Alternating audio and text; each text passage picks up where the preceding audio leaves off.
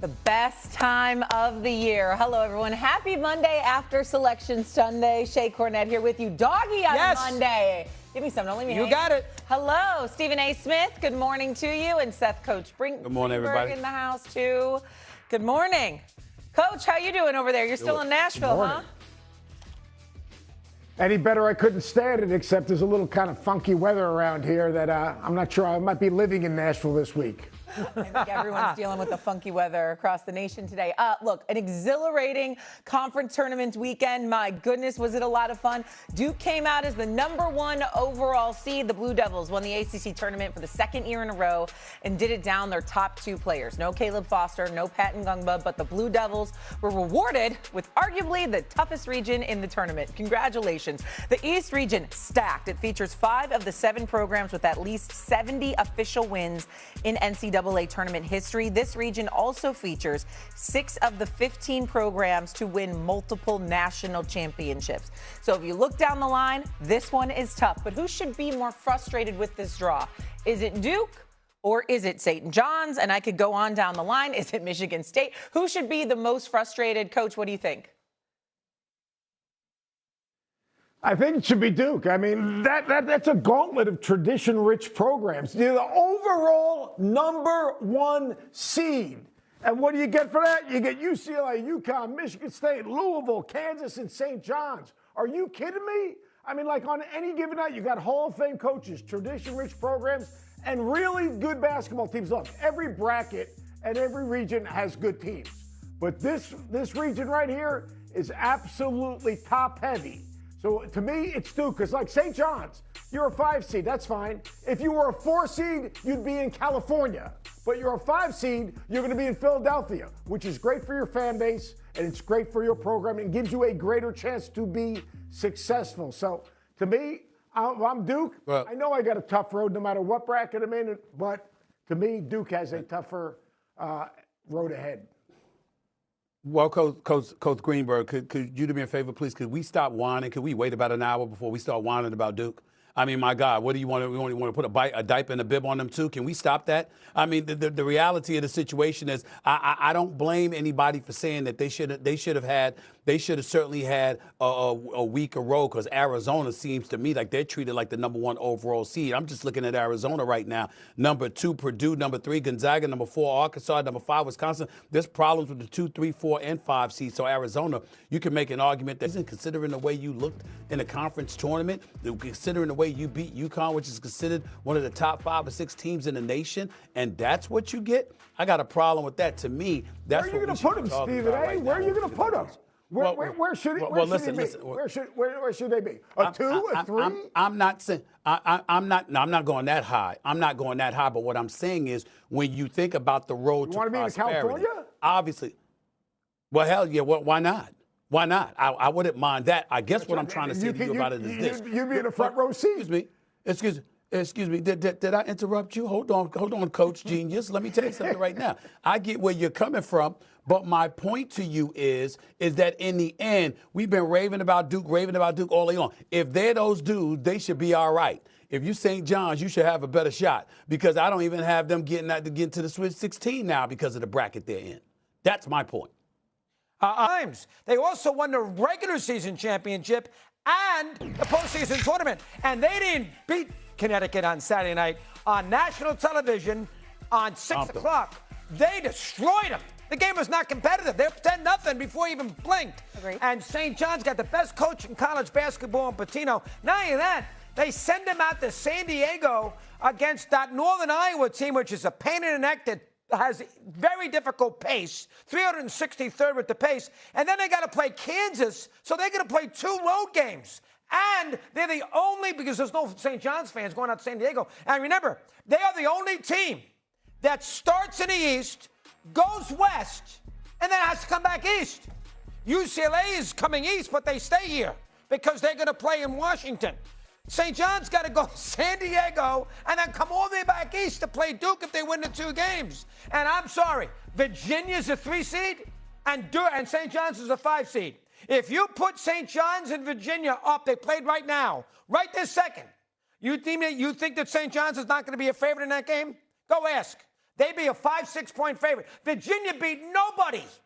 Absolutely. I don't care about beating SMU. They beat nobody. 0-3 against Duke and North Carolina. They got killed by Duke, and they're a 3 seed. And St. John's beat UConn, a 2 seed twice, and they're a 5 seed. I got a major. Seth, you might be right. You know more about it than me. I got a major problem with that. First of all, I don't disagree with you that the 5 seed was a little egregious. However, that just speaks to the Big East being weak this year. You got UConn, you've got St. John's, Villanova, who else? Seton Hall didn't have a great year. I mean, they had a better year, of course. Shay. But that just speaks to the competitiveness in the Big East. Go ahead, Stephen A.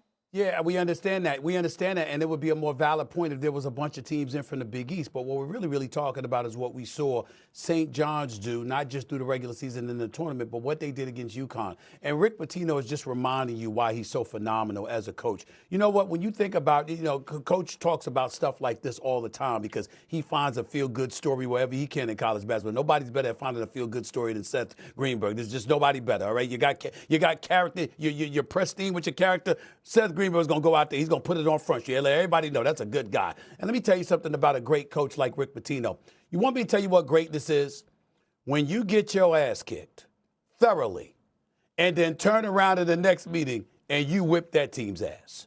Not beat them, whip their ass. That's what he did to UConn the other day. That's what we've got to pay attention to what we're seeing. To step up, to answer the call in a conference championship game and just give it to them. I mean, give it to them good. I mean, you just can't say enough about that. That's a coach that had his team ready, that reminded them, remember what they did to y'all? And by the way, you don't want to let this happen again because you don't want to deal with me if you get your behind whipped like that again. That's what coaching is all about. That's character. That's what we saw from St. John's. And for UConn to be a 2 seed, to me, for St. John's to be a 5 is bad. For St. John's to be in the same bracket is bad. To St. John's to have to go through all the teams that you're talking about, Duke going. I know Duke's got a couple of injuries that could derail them. Caden Booters are going to have to step up and make some kind of contribution with some of the injuries they have. We understand that Duke is not fully loaded, but they got the Player of the Year. Coach raves about him at every turn, as he should be. You understand, Boozer's no joke. We understand leader for the National Player of the Year. We got that part. But with what St. John's has done, at least put them in a different bracket if you got to leave them as a 5 seed. At least put them in a different bracket. You could have done that. Go ahead, Coach. I agree with you in terms of putting them in a different bracket, although I think people kind of like, the conspiracy philosophy, maybe these two guys can play again. I agree with that. Why is UConn a 2 seed? I'll tell you why they're a 2 seed, because of their non-conference wins. Their non-conference wins resonated with the committee, plain and simple. What they were able to do in non-conference, the Big East, only 3 teams going into the tournament, really hurt UConn. It really hurt St. John's because they didn't get enough opportunities to get the quad 1 wins. What you said about Rick Pitino, 100%. I grew up with Rick Pitino. I understand the savant that he is. He can take his teams and beat you. He can take your team and beat you. So, to me, he's different. There's no doubt about it. And I love his team. Having said that, I actually think, and I heard Rick say it yesterday in an interview, he doesn't mind being in the East the first 2 and then maybe going West. Because, hey, the teams he has to beat are tough, but everyone's going to have to beat good teams. But Duke is not a number 1 when they have 2 starters out. They're not the overall number 1 maybe, because those 2 starters out are huge. Caleb Foster, an experienced point guard who could really defend, solidifies their defense. And Patrick Gamba, another front court player. They're down to 7 guys in a rotation. I talked to John Shire the other day. He told me this. He said, we had some lineups on the court the other day we've never practiced with. Their backup point guard is Cam Boozer. He's playing the role of Scottie Pippen, bringing the ball up the floor. So I understand where you're coming from. I think St. John's is a terrific team. But I think playing in the East to start the tournament is good for them. But they got a guy that's gonna have to step up and do more for them if you're Duke.